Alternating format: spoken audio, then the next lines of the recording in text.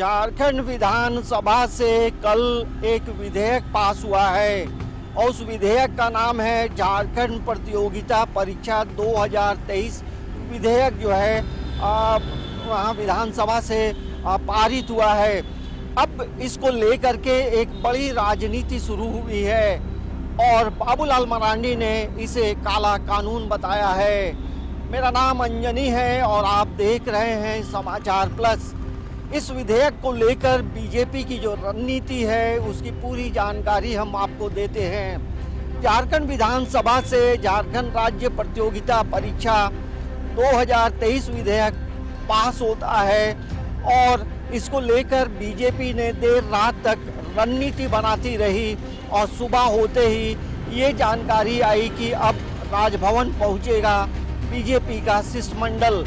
Bharatiya Janata party के 25 विधायक हैं, जिनमें 23 विधायक यहां पहुंचे बाबूलाल मरांडी के नेतृत्व में। और उस विधेयक में क्या क्या खामियां हैं, राज्यपाल को पूरी तरह से अवगत कराया कि इस विधेयक के आने से जो राज्य के बेरोजगार छात्र हैं उनकी परेशानी बढ़ेगी और यदि किसी भी परीक्षा में कोई गलती यदि जेपीएससी या अन्य माध्यमों से होता है तो कोई इसका विरोध नहीं कर सकता है।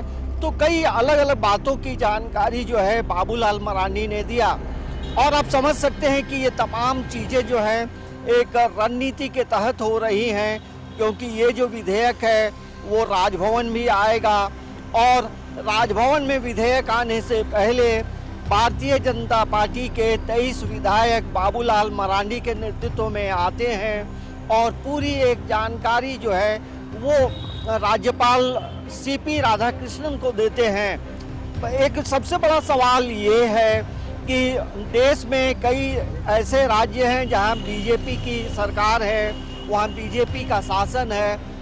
उन्हीं राज्यों से इस विधेयक को लेने की बात कही गई है। तो उन राज्यों में इस विधेयक को लेकर क्या है और वही विधेयक जब यहाँ झारखंड में पास हुआ है तो भारतीय जनता पार्टी का एक भारी विरोध हो रहा है।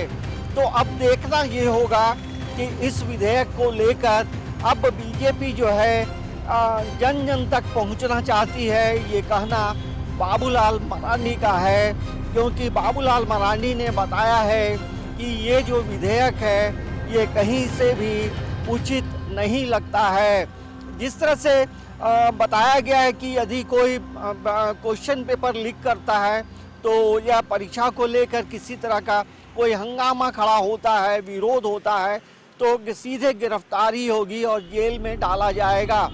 तो सबसे महत्वपूर्ण चीज़ ये है, राज्य गठन के बाद यदि हम देखते हैं झारखंड का गठन जो है 15 नवंबर 2000 में हुआ, लेकिन तभी से लेकर अब तक आप देखेंगे तो जेपीएससी या राज्य में अन्य जो संचालित प्रतियोगिता परीक्षा हैं वो सभी परीक्षाएं कहीं ना कहीं विवादों में रही है।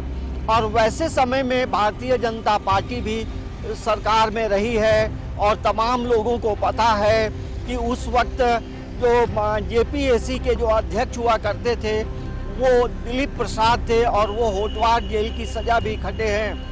आखिर प्रतियोगिता परीक्षा में पारदर्शिता शुरू से क्यों नहीं बन पाती है, ये सवाल तमाम लोगों से पूछा जाना चाहिए।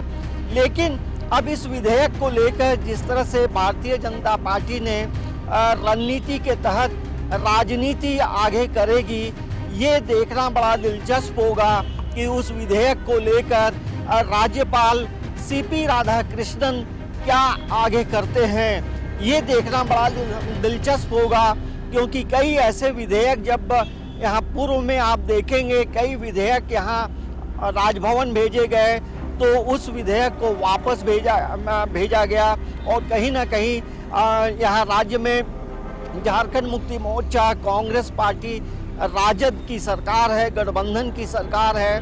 तो सरकारों के बीच में मतलब राज्य सरकार और विपक्ष, यानी विपक्ष हम कहेंगे इस विधेयक को लेकर तो सिर्फ भारतीय जनता पार्टी विरोध कर रही है, क्योंकि इस शिष्टमंडल में आजसू का कोई भी प्रतिनिधि शामिल नहीं था।